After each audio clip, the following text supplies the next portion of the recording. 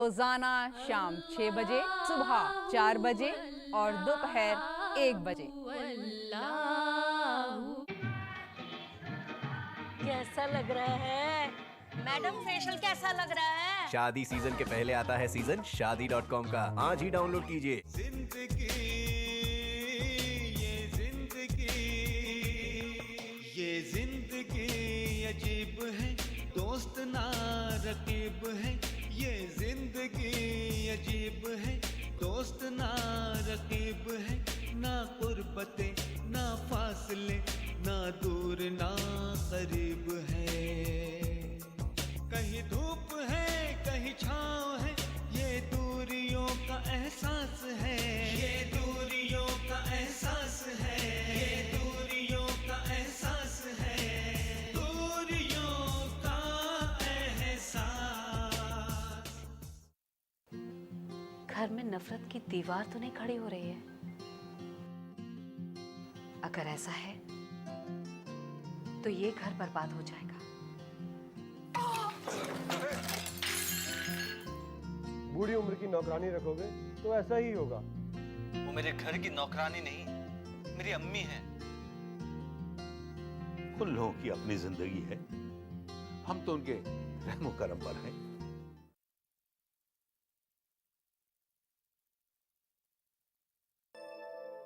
अगर कोई दुख है तो मेहरबानी कर बता दीजिए, इससे मन हल्का हो जाता है। मेरी बात मान लीजिए शर्मा जी। भाई आप अपने दोस्तों से नहीं कहेंगे तो फिर किससे कहेंगे? अपने दुश्मन से तो कहेंगे नहीं। क्यों निया साहब, मैं गलत तो नहीं कह रहा? बिल्कुल सही कह रहे हैं आप। भाई बुढ़ापा भी सही मायने में एक मजबूरी है। आप दूसरों पर डिपेंड रहते हैं और चाहते हुए भी कुछ नहीं कर सकते। अब पिछली रात की बात है, मेरी बेटी नेहा और दामाद गौरव दोनों अपने दोस्त अमजद के घर गए हुए थे। रात के करीब 12 बजे वापस आए और मुझे इस बात की कोई जानकारी नहीं थी। फोन भी नहीं किया? अरे भाई, आजकल तो हर कदम की इत्तला फोन पर दी जाती है। ये तो लोगों की आदत बन चुकी है। अरे भाई, आगे तो सुन लीजिए। जी सुनाइए, हम लोग सुन रहे हैं। नेहा ने मोबाइल घर पर छोड़ दिया था और गौरव का मोबाइल स्विच ऑफ था। अच्छा, ऐसा हुआ? जी हाँ, अमजद का घर कहाँ है ये मैं जानता था, लेकिन मजबूरी थी। हाँ, आप कैसे जा सकते थे? मैं काफी देर तक इंतजार करता रहा। पहले फोन आया, उसके बाद वो दोनों आए, तब जाके कहीं इत्मीनान हुआ। हाँ भाई, आजकल बच्चों को ज्यादा कुछ नहीं कह सकते, बहुत सोच समझ के कहना पड़ता है। एक वक्त था जब बच्चे बाप से डरते थे। आजकल जमाना बिल्कुल उलट हो गया है। आजकल बाप को बच्चों से डरना पड़ता है। सही कह रहे हैं आप भाई, आजकल का जमाना ही कुछ ऐसा है। एक दिन मेरा पोता दानिश मेरे कमरे में आ गया। आपने सुन लिया सत्यनारायण साहब? नया शेख के कमरे में एक छोटा बच्चा भी बिना इजाजत के दाखिल नहीं हो सकता। भाई, पहले आप लोग मेरे घर आइए, फिर इस बात की तस्दीक होगी। क्यों, मैंने सही कहा? हाँ, ये बात भी सही है। अच्छा, तो आप क्या कह रहे थे? हाँ, मैं क्या कह रहा था? आपका पोता दानिश। हाँ, मेरा पोता दानिश मेरे कमरे में आ गया। मैं उस वक्त कुछ सोच नहीं, कुछ काम कर रहा था। मैंने उसे डांट दिया, बल्कि कुछ ज्यादा ही डांट दिया। तो बच्चे ने कुछ नहीं कहा? नहीं नहीं, वो फौरन कमरे से बाहर चला गया। अब मैं जाऊंगा, उससे बात करूंगा, उससे प्यार करूंगा, उसे पुचकारूंगा, बस।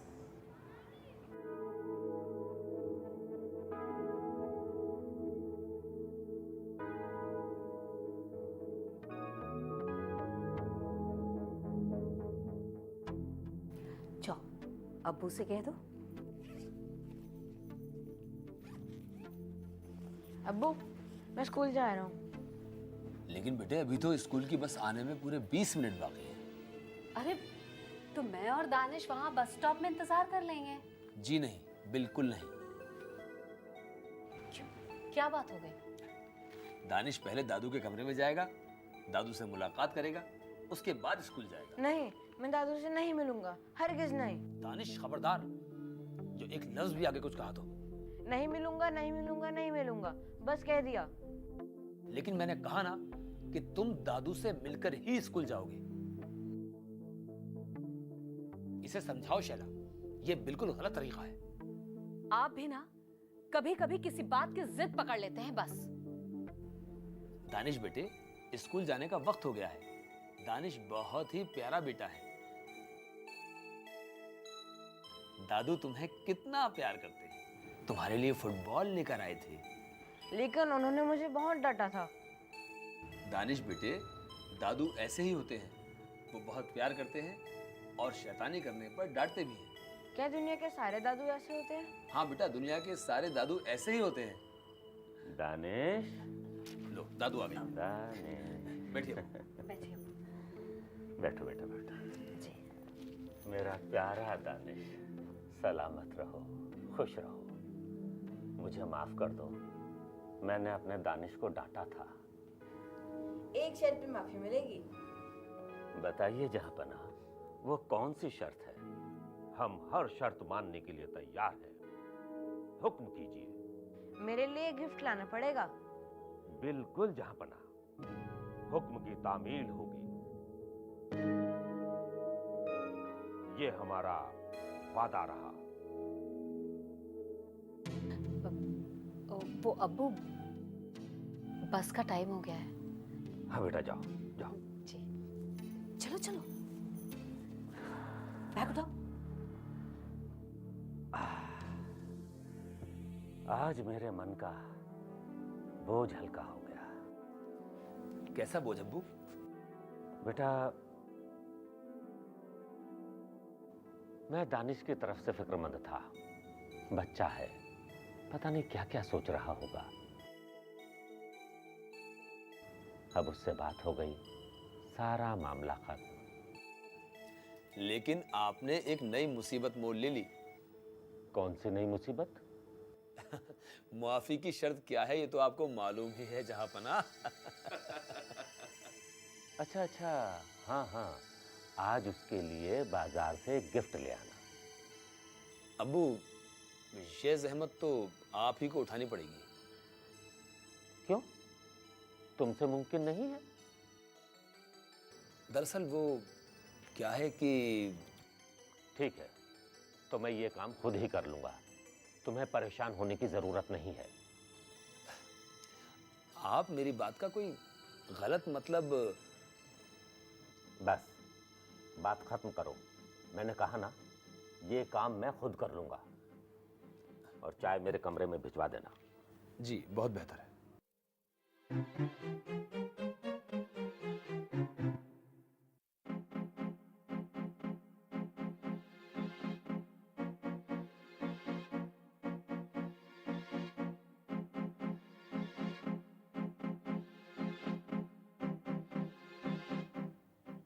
क्या हुआ?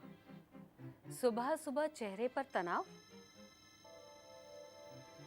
वैसे इस तनाव की वजह मुझे मालूम है। तुम्हें क्या मालूम है? अब्बू के सेल्फ कॉन्फिडेंस को वापस लाने के लिए जरूर आपने कोई नया काम उनके सुपुर्द कर दिया होगा। हाँ, दानिश का गिफ्ट वो खुद लेकर आएंगे। देखा, मेरा अंदाजा कितना सही था। तुम मेरी बातों का मजाक उड़ा रही हो। मजाक नहीं उड़ा रही, बल्कि आपको दोबारा आगाह करना चाहते हो कि आप ये कोशिश छोड़ दीजिए। अच्छा, पता नहीं, मुझे ऐसा लगता है कि इसका कोई फायदा नहीं होगा। और अगर आप ऐसा कर रहे हैं, आप उनसे बात कीजिए। मैं ऐसा करता हूं तो क्या मुझे अपने मकसद में कामयाबी मिलेगी? बताओ, जवाब दो। तो क्या इस तरह का गलत बर्ताव जायज है? शैला, अपनी जबान पर लगाम दो। ऐसा मैं ख्वाब और ख्याल में भी नहीं सोच सकता। मैं तो खामोश और तारीक जिंदगी में रवानी और रोशनी लाने की कोशिश कर रहा हूं। मैं अब्बू से बात करता हूं।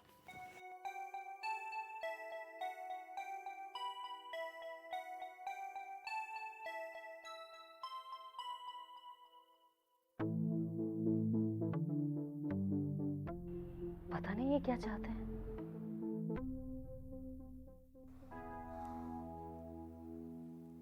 दुनिया भी अजब सराय फानी देखी, हर चीज यहाँ की आनी जानी देखी, जो आकर ना जाए वो बुढ़ापा देखा, जो जाकर ना आए वो जवानी देखी।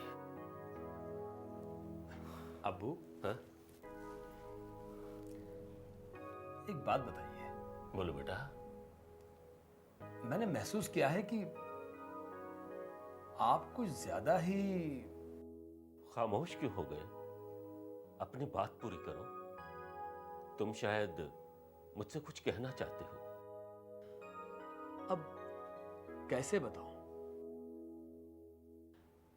आप जिंदगी से कुछ ज्यादा ही डरे सहमे से लगते हैं। मायूसी का लिबास ओढ़ रखा है। थोड़ा सा रूटीन को बदलने की जरूरत है। घर से पार्क और पार्क से घर तक महदूद होकर रह जाना ही जिंदगी नहीं है। रिटायरमेंट के बाद की जिंदगी है बेटे। ये तो बोनस की जिंदगी होती है। उसे ही जी रहा हूं। अब्बू, ये सब सिर्फ कहने की बात है।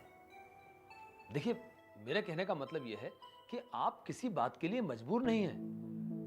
यह सिर्फ एक नजरिया है और उस नजरिए को बदलने की जरूरत है।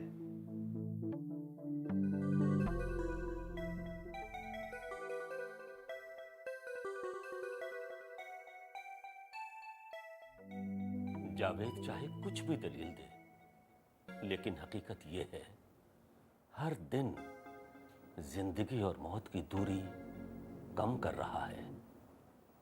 इस दूरी का एहसास है मुझे। इसे कैसे भूल सकता हूं?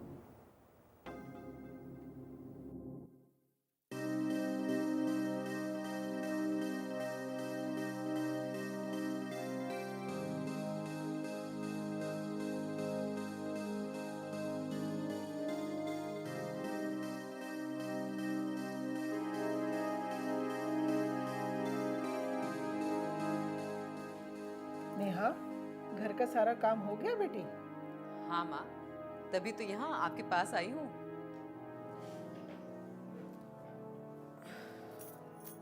आप क्या कर रही हैं? कुछ नहीं।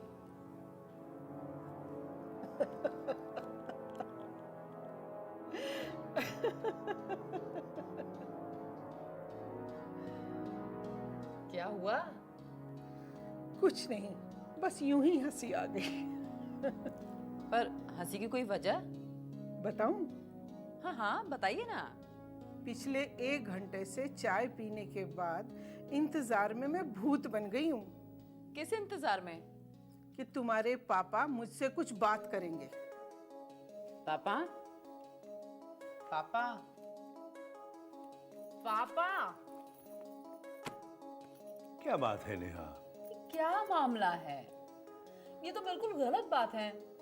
आपसे तो बात करना भी मुश्किल हो गया है।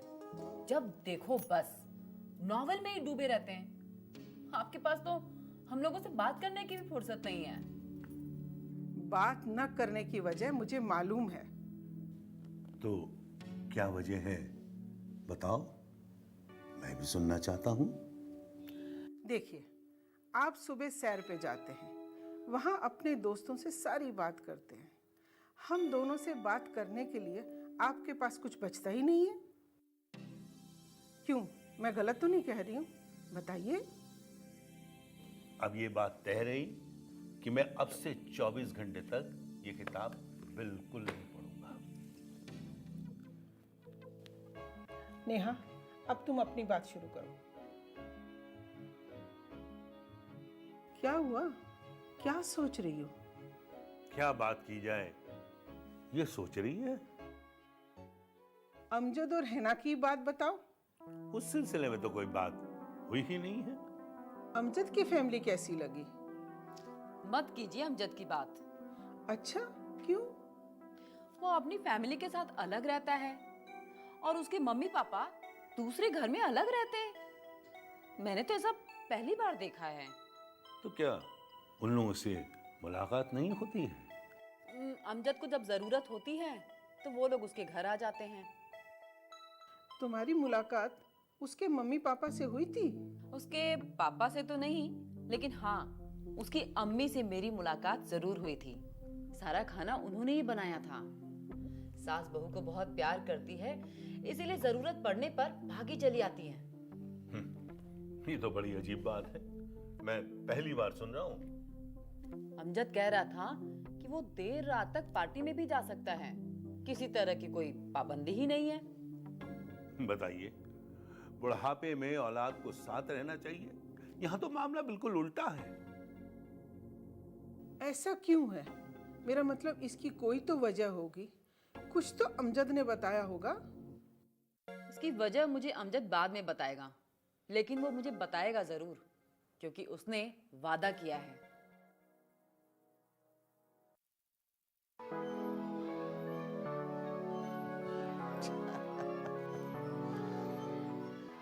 आज की धूप कितनी खूबसूरत है ना। ऐसी खिली हुई और खूबसूरत धूप मुझे बहुत पसंद है। हाँ, और खासकर लंच के बाद थोड़ी देर इस धूप में टहल लिया जाए तो उसका मजा ही कुछ और है। तुम्हारा क्या ख्याल है? अपना ख्याल तो मैं पहले ही जाहिर कर चुका हूँ। वैसे इस धूप की एक खास बात बताऊं? हाँ हाँ, क्यों नहीं। मेरी पैदाइश सर्दियों में हुई थी, कड़ाके की सर्दी में। 15 जनवरी को। मेरा बर्थडे याद है तुम्हें? है? हाँ भाई, तुम्हारा खास दोस्त जो हूँ। हाँ। अच्छा एक बात बताऊं, सर्दी की वजह से मेरे अम्मी और अब्बू मुझे दिन भर धूप में रखते थे। इसीलिए तुम्हें धूप में रहना ज्यादा पसंद है। शायद ऐसा ही है। अच्छा मौका है, अमजद की अधूरी बातें पूरी की जा सकती हैं। उसने वादा भी किया था। गौरव मेरे दोस्त, तुम क्या सोच रहे हो? तुम्हारे अम्मी अब्बू तुमसे बहुत प्यार करते हैं। वो तो तुमने उस रात देख ही लिया था। मेरी अम्मी को जैसे ही मालूम हुआ कि मैंने तुम्हें डिनर पे इनवाइट किया है तो वो फौरन चली आई और फिर अगले दिन वापस गई। लेकिन वो लोग तुम्हारे साथ नहीं रहते। क्या बताऊं यार, जब माँ बाप बूढ़े हो जाते हैं तो कई तरह के मसले हमारे सामने आ खड़े होते हैं। मेरा मतलब है कि उनकी देखभाल में जरा भी कमी या कोताही हुई तो बस मत पूछिए, एक के बाद एक इल्जामात की झड़ी लग जाती है।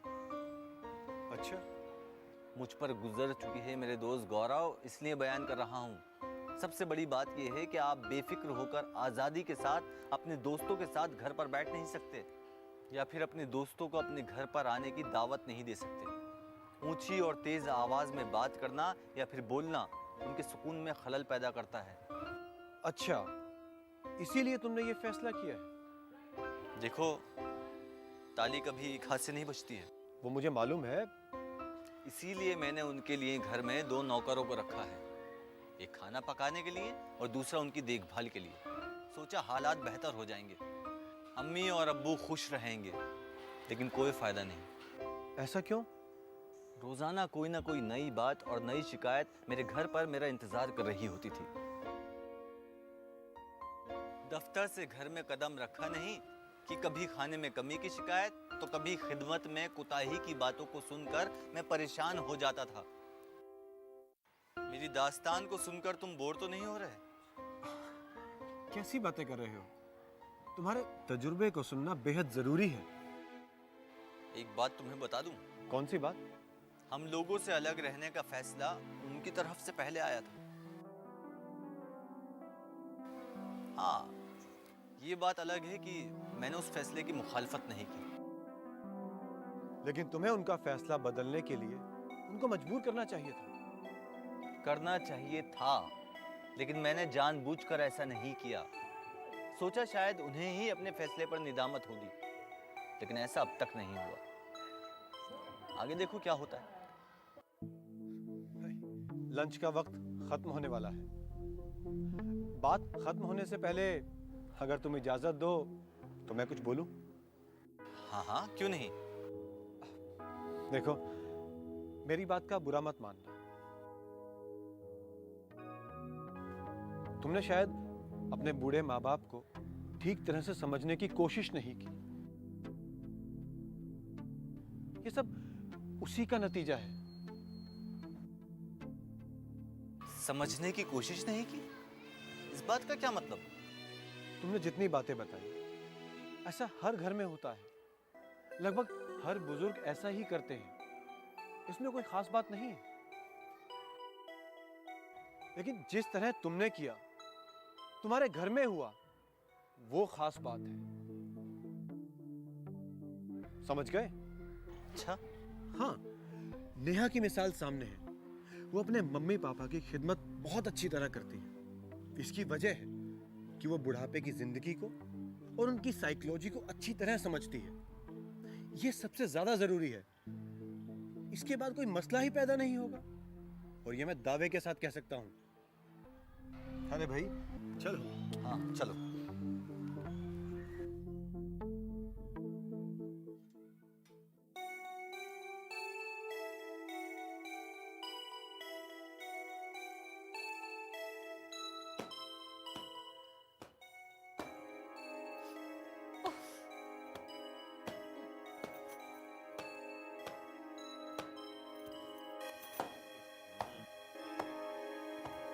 तुम्हें कोई बात समझ में क्यों नहीं आती? क्या? डॉक्टर ने क्या कहा था? तुम्हें डस्ट से परहेज करना चाहिए। तुम्हें डस्ट से एलर्जी है। तो क्या करूं मैं? सफाई ना करूं? मैंने ऐसा क्यों कहा? मगर इस तरह के काम करने के लिए मुंह और नाक पर कपड़ा बांध लेना चाहिए, ठीक है? ये बब्बन को आ जाना चाहिए था अब तक। पता नहीं क्यों नहीं आया। अगर 4-5 दिनों में वो वापस नहीं आया ना, तो कोई दूसरा इंतजाम करना पड़ेगा। शैला, आज कितनी तारीख है?